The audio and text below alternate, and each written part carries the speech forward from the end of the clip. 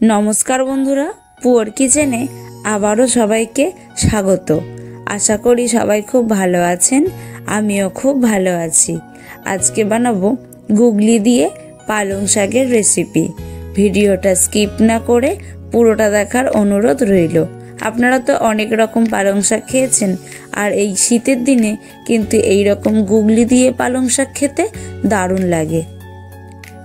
প্রথমেই পালং শাক করার জন্য আমি এখানে নিয়েছি আলু, বেগুন, শিম, মূলো আর একটু গুগলি আর পালং শাক।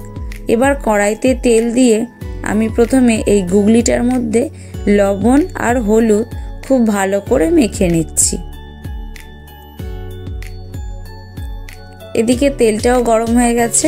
এবার আমি গুগলিগুলোকে তেলের মধ্যে দিয়ে ভেজে তুলে নেব। আমার চ্যানেলের এই রান্নাগুলো যদি আপনাদের ভালো লেগে থাকে তাহলে লাইক, কমেন্ট আর শেয়ার করে দেবেন।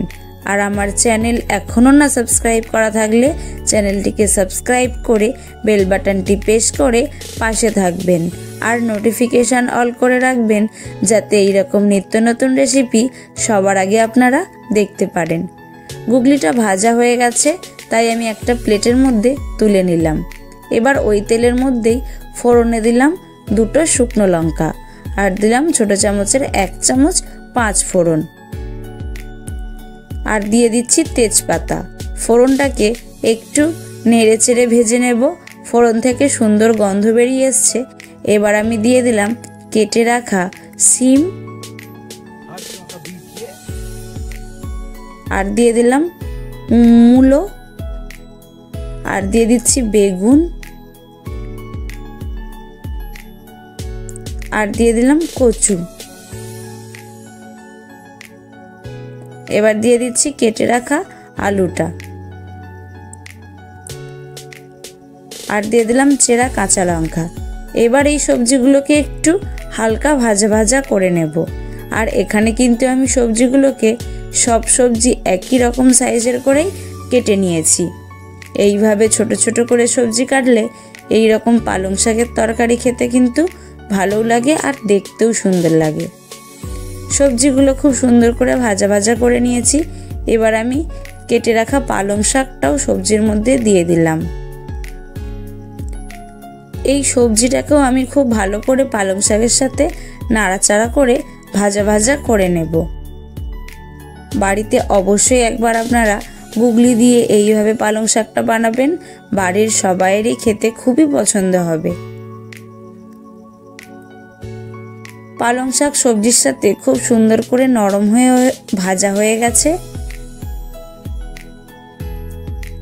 এবার আমি দিয়ে দিলাম 1/2 চামচ জিরে বাটা আর 1/2 চামচ আদা বাটা আর তার সাথে দিয়ে দিলাম কালারের জন্য হলুদের গুঁড়ো, স্বাদ মতো লবণ দিয়ে খুব ভালো করে মশলাটাকে সবজির সাথে কষিয়ে নেব। ততক্ষণ কষাবো যতক্ষণ না আদার কাঁচা গন্ধটা যাচ্ছে। সবজির সাথে খুব ভালো করে কষানো হয়ে গেছে। এবার দিয়ে দিলাম অল্প একটু লঙ্কার গুঁড়ো।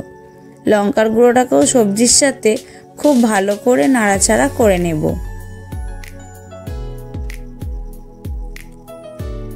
ভিডিওটা কেমন লাগলো কমেন্ট করে জানাবেন। আর ভিডিওটা যদি খুব বেশি ভালো লাগে তাহলে আপনাদের আত্মীয় পরিজন বা বন্ধুদেরকে শেয়ার করে দেবেন। মশলা সুন্দরভাবে কষে নিয়েছি। এবার ভেজে রাখা গুগলিটাও এই শাকের মধ্যে দিয়ে দিলাম। দিয়ে আবারও ভালো করে একটু নেড়ে চেড়ে কষিয়ে নিচ্ছি।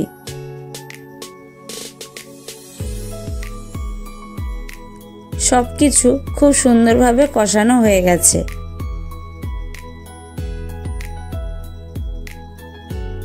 আর এইভাবে আপনারা পালং শাকটা বানাবেন। এইভাবে সবজিটা বানালে কিন্তু খেতে খুবই ভালো লাগে আর এটি খুব স্বাস্থ্যকর একটি খাবার। খুব ভালো করে মশলা কষিয়ে নিয়েছি। এবার আমি দিয়ে দিলাম পরিমাণ মতো জল।